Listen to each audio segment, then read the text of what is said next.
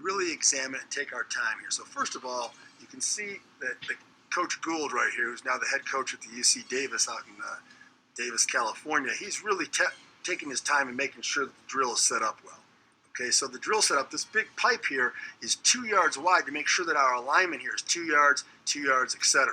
Okay, you have a manager right here moving the ball so that the kids can get used to using their peripheral vision and seeing the ball. Out here are some cones. These kids need to get to those cones and break down. I don't think the cones are out here, but that's something that we want. The demonstration players have the pads here, and they are in a tight alignment. So we're taking a lead step, and we're punching to cover.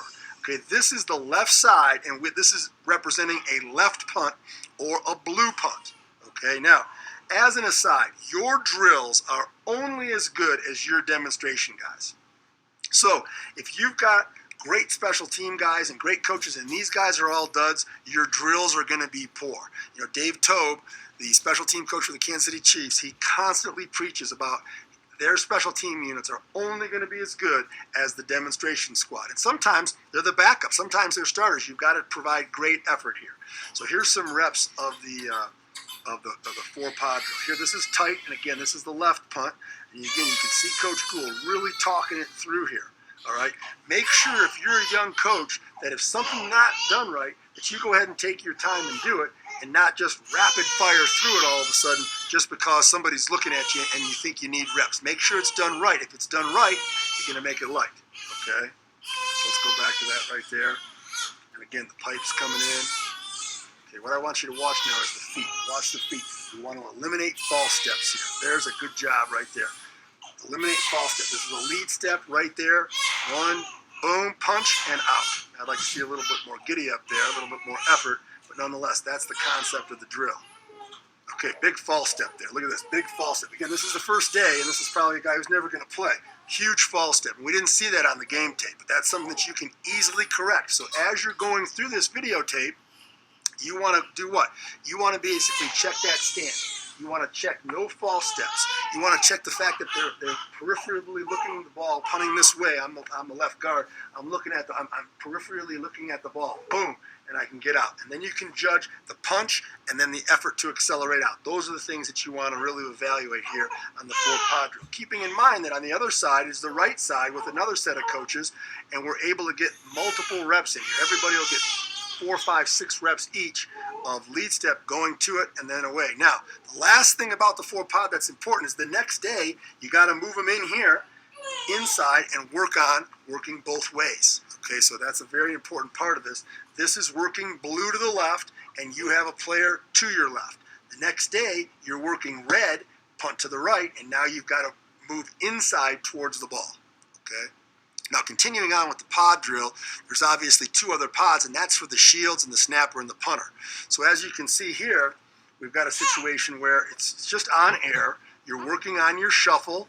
Okay, you want to make sure guys take 2 shuffles, not 3. We'd like to have 3 inches between each shield. You want to make sure that we're not overlapped. You want to make sure that you're not stepping on the other man, because now all of a sudden you're going to lose your base. This takes a lot of practice. Early on, you can see the guys will put their hands out, using them as eyes, because you got to keep your eyes downfield. You got to go ahead and use your hands as little tentacles to make sure that you are not getting too close to your the shield next to you. You can see the guys doing that. That's a pretty good rep right there. So you'll get some reps at that, and then from there, we put some hand shields in, and now we get a little bit of a rush. Okay, here's a view from the back as far as the shields are concerned, and you can really get very vivid as far as what we're looking for as far as the shuffle.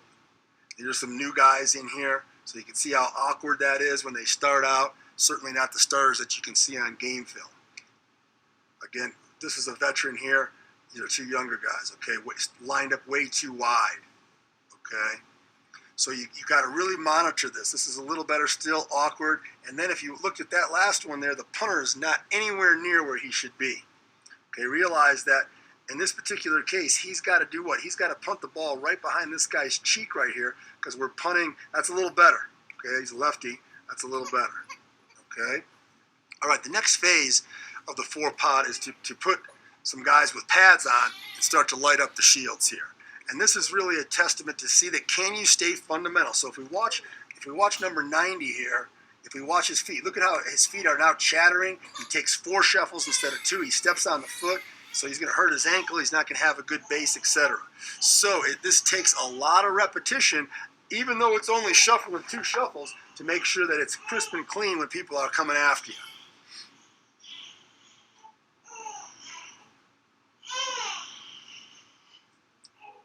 Now from there, what we can start to do is we can move these guys around. You can start crossing them. You see that we're going wide here, ensuring that guys realize I need to protect the kick point. I need to protect the kick point. Okay, so I have this man. If I'm the personal protector, okay, I'll take my man.